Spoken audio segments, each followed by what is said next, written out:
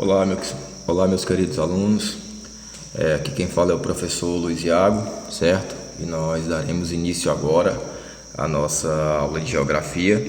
E hoje nós trataremos do tema espaços da circulação e do consumo. Bem, pessoal, quando nós tratamos de um tema como esse, quando nós falamos sobre espaços de circulação de bens, consumo de bens, produção, nós vamos estar falando diretamente sobre o processo de desenvolvimento de muitas atividades econômicas, que vão envolver tanto a produção de bens de consumo, como também a prestação de muitos serviços, certo? E para poder entender como se dá essa dinâmica, nós teremos que ter conhecimento de alguns conceitos básicos, de alguns conceitos que são chaves, certo? Para a compreensão dessa temática. Então, o primeiro conceito que nós tratamos é o conceito de consumidores, certo? Quem seriam essas pessoas? Quem seriam esses consumidores? Basicamente, todos nós. Todas as pessoas que adquirem um produto ou então vão fazer utilização de algum tipo de serviço, certo? Se nós temos consumidores, consequentemente nós temos a atividade do comércio, a atividade comercial, que seria, no caso, a troca de um produto por outro ou então a troca de um produto por dinheiro, como é mais comum, certo, no nosso modelo de sociedade. E essa atividade do comércio, ela vai ser importante, pois ela vai interligar dois agentes, certo, que estão envolvidos nesse processo. O produtor, que é quem produz as mercadorias, e o consumidor, que é a pessoa que vai consumir essas mercadorias que são fornecidas, que são oferecidas aí no mercado. E além das mercadorias físicas, nós também temos um outro modelo de mercadoria que é constantemente comercializado, que é justamente a prestação de serviços, certo? E essa prestação de serviços é, na verdade, aí o trabalho específico realizado por muitos profissionais, como o professor que dá uma aula para seus alunos, como policiais que trabalham no setor de segurança oferecendo um tipo de serviço específico, médicos, enfermeiros que atuam tanto na saúde pública como na saúde privada e oferecem um tipo de serviço específico. Então, nós temos uma relação direta firmada entre comércio e prestação de serviços, e temos que entender que esses dois fatores, tanto o comércio como a prestação de serviços, eles vão estar diretamente interligados ao espaço das cidades. Por que cidades, pessoal? Porque são as cidades que vão se constituir nos grandes centros econômicos, certo? As próprias pessoas do campo, quando necessitam do oferecimento de algum serviço ou então da compra de algum bem, maquinários para implementar a produção do campo, fertilizantes, agrotóxicos, certo? Ou até mesmo quando precisam do fornecimento de algum serviço como saúde, educação, o próprio serviço do comércio, eles vão buscar a suprir essas suas necessidades justamente no ambiente das cidades, certo? Então, esse fator consumo, ele gera também o fator desigualdade, certo? Nós não temos como dissociar consumo de desigualdade, porque na verdade é um fator condicionante do outro. E por que, pessoal, o consumo ele gera essa desigualdade?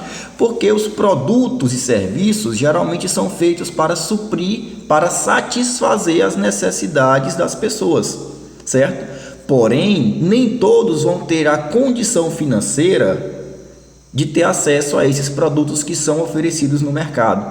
Eu tenho produtos que são de alto valor agregado, como por exemplo, aparelhos celulares, aparelhos de televisão mais modernos, automóveis, certo? E esses produtos de alto valor agregado, eles não são consumidos por uma boa parte da população, pois falamos aí de uma parcela considerável da população, principalmente aqui no Brasil, no nosso país, certo? Que tem uma baixa renda. Então, quando essas pessoas deixam de ter acesso a esses produtos por questão de uma condição econômica, nós estamos criando aí um fator de desigualdade presente aí na nossa sociedade, certo, pessoal? E como eu acabei de falar para vocês, no Brasil a desigualdade, não só de consumo, mas a própria desigualdade social é muito grande. Porém, essa desigualdade ela não fica simplesmente ali restrita ao campo social. Nós temos também a grande desigualdade econômica existente entre muitas nações do mundo. Por exemplo, eu tenho países ricos como Estados Unidos, como o Japão, muitos países da Europa como a Alemanha, a Inglaterra, que são países ricos, que são economias plenamente desenvolvidas, são países que vão contar com um alto nível de industrialização. Consequentemente, essas melhores condições, esses melhores indicadores sociais presentes nessas nações desenvolvidas proporcionam à população uma maior renda, ou seja, eles recebem salários melhores. Consequentemente, recebendo esses salários melhores, eles vão ter acesso à grande maioria dos produtos. Mas e quando nós falamos naquelas nações que estão em desenvolvimento ou nações que são subdesenvolvidas, as nações mais pobres que vão se concentrar na América, como o Haiti, que vão se concentrar na Ásia, como o Iêmen, que vão se concentrar ali na África, como Angola, certo? Como Chad. Será que os salários que são pagos à população nessas nações são equiparados, são equivalentes àqueles salários que as populações das nações mais ricas elas recebem? Aí nós temos que saber que não, né, pessoal? Então, se a população desses países eles têm um rendimento mais baixo, eles recebem menores salários, então, consequentemente, o acesso que essa população tem a produtos, a muitos produtos, é muito menor, o que já se gera um fator de desigualdade. Então, e aí nós temos que fazer uma pequena observação, certo? No mundo, pessoal, cerca de 1 bilhão de pessoas estão aí vivendo no limite da pobreza extrema. Eles sobrevivem apenas com $1 por dia, aproximadamente. Aí vocês façam a conversão. Imaginem vocês manterem um estilo de vida, um padrão de vida, certo? Recebendo apenas aí aproximadamente R$ 4 e alguns centavos por dia, que é o valor do dólar atualmente, né? Quase R$ 5. Imagine como seria a manutenção da vida de todos vocês, tendo que arcar com despesas de educação, vestimenta, saúde, alimentação, moradia. É uma quantia muito irrisória, certo? Que termina refletindo na condição de vida extrema e subhumana que muitas populações, inclusive aqui no nosso Brasil, pois isso é uma realidade muito presente no Brasil, se encontram, certo? Pessoas vivendo aí sem o mínimo necessário para poder manter as suas vidas, manter um padrão de vida digno. E o consumo é um dos fatores geradores disso, por questão do ocasionamento da desigualdade social que ele causa, ok? E temos aí o fator propaganda. Como é que a propaganda ela vai influenciar no consumo, pessoal? A propaganda ela vai ser utilizada para aumentar as vendas, certo, de determinados produtos ou então de determinados serviços. Mas ela também é utilizada para despertar o interesse dos consumidores, para despertar o desejo de compra dos consumidores. Na verdade, agora nós podemos falar na nossa conjuntura de mundo atual que a indústria ela cria necessidades. Um exemplo, quase todos possuem um aparelho de celular, um smartphone, que vai ter aí determinadas funções, N funções, ok? Mas vocês sabem que constantemente aparecem aparelhos que são cada vez mais modernos. A todo mês, a todo ano, a tecnologia ela vai avançar. E os aparelhos que nós possuímos, eles terminam por ficar obsoletos, certo? E aí vocês pensem, vocês compram um aparelho hoje, esse aparelho, ele tem múltiplas funções e no momento ele atende às suas necessidades. Só que daqui a 1 ou 2 anos esse aparelho ele vai começar a dar problemas, ele vai começar a falhar, ele vai começar a travar, como é muito comum, ele vai ficar sem memória suficiente para baixar atualizações, para baixar aplicativos que seriam necessários para suprir uma necessidade que vocês têm. Então o que é que vocês vão fazer? Comprar outro aparelho mais moderno, que geralmente está sendo divulgado pela propaganda atualmente, certo? Para poder suprir a essa necessidade que vocês estão tendo no momento. Então, essa necessidade ela é criada pela indústria. A indústria, ela imbui a ideia, ela coloca a ideia na nossa mente que para nós nos sentirmos realizados, satisfeitos, nós temos que consumir produtos em específicos. Muitas vezes nós nem usamos 50% da capacidade que um aparelho como o que nós temos ele oferece, mas mesmo assim nós queremos, nós sempre desejamos possuir algo melhor, algo mais avançado. E aí vocês devem ter se questionado sobre uma coisa, como é que eu compro um aparelho como um celular, que é um produto de alta tecnologia, um produto caro, e esse produto ele não funciona por mais de 2 anos de maneira satisfatória. Como é que ele funciona por 1, 2 anos ele começa a dar problema? Vocês já pararam para pensar sobre isso? Pessoal, todo aparelho eletrônico, principalmente aparelhos eletrônicos que são produzidos em massa, que são divulgados pela propaganda, que são produzidos pela grande indústria, esses aparelhos geralmente eles têm um prazo de validade, e quem dá esse prazo de validade a eles é a própria indústria. Vocês já imaginaram se a indústria criasse um aparelho celular que tivesse tudo o que vocês necessitavam e que durasse 10 anos? Essa indústria não ia lucrar com a venda de mercadorias, porque as pessoas comprariam, usariam esse aparelho por muito mais tempo e só comprariam outro quando fosse necessário. Qual é o lucro que a indústria teria com isso? Praticamente nenhum. É por isso que quando a indústria ela cria aparelhos, televisões de última geração, televisões de LCD que tem acesso à internet, Smart TV, os próprios automóveis, aparelhos eletrônicos, a própria indústria ela impõe um prazo de validade para esse aparelho. Ela delimita, para falar a verdade, quando é que esse aparelho ele vai parar de funcionar, ele vai começar a dar problema. Porque quando ele parar de funcionar, você vai ter a necessidade de comprar outro aparelho para suprir, certo? A sua necessidade no momento. E é dessa maneira que a indústria ela vai gerar capital, ela vai conseguir gerar lucro. Esse prazo de validade, certo? Que todos esses aparelhos produzidos pela grande indústria têm, nós chamamos de obsolescência programada. O que seria a obsolescência programada, meus alunos? Seria o prazo de validade que esses aparelhos que nós possuímos têm, certo, pessoal? Então, fiquem aí com essa dica, uma dica muito importante. Então, se nós temos aí a produção em larga escala de mercadorias, nós, consequentemente, também temos que fazer com que essa mercadoria chegue até os consumidores, fazer com que ela circule dentro de um país, dentro de um estado, ou até mesmo circule pelo mundo, sendo aí transportada de um país para o outro, ok? E como é que isso vai ser feito? Isso vai ser feito através de uma rede viária.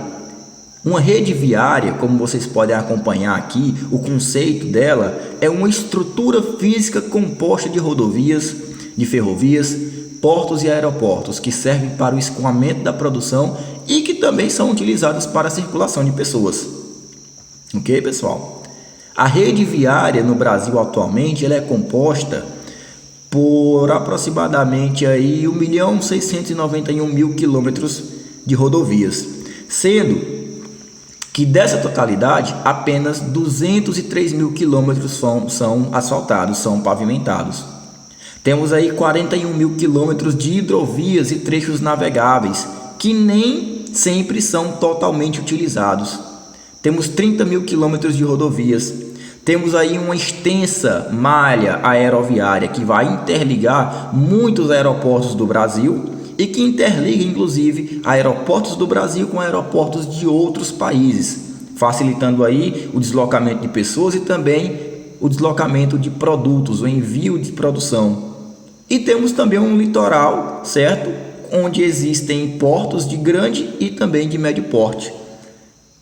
Principal rede viária que é utilizada no Brasil é a rodovia, certo? Grande parte das nossas cargas, pessoal, elas são transportadas pelas rodovias.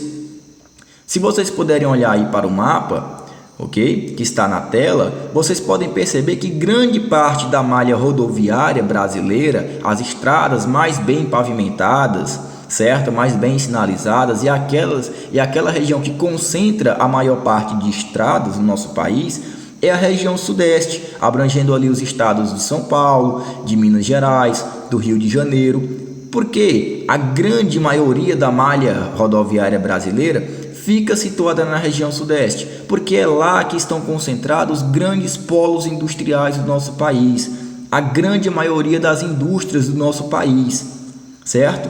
A região nordeste é a segunda região do Brasil que apresenta a maior extensão de malha rodoviária, comportando aí 26% da malha rodoviária brasileira. Temos aqui um exemplo de nossa cidade, Picos, que é um grande entroncamento rodoviário, um dos maiores do país, certo? Onde nós temos aí um tráfego de caminhões, uma movimentação muito intensa do transporte rodoviário, passando constantemente por nossa BR.